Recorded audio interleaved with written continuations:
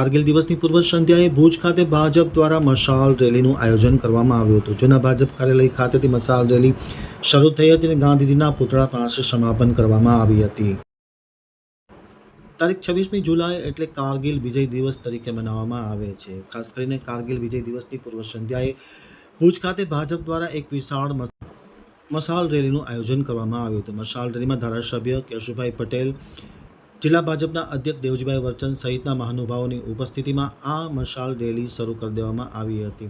ભાજપના પદાધિકારીઓ દ્વારા હાથમાં બેનર ધારણ કરી જૂના ભાજપ કાર્યાલય ખાતેથી આ મશાલ રેલીનો પ્રારંભ કરવામાં આવ્યો હતો. શહેરના રાજમાર્ગો ઉપર આ મશાલ રેલી ફરી હતી.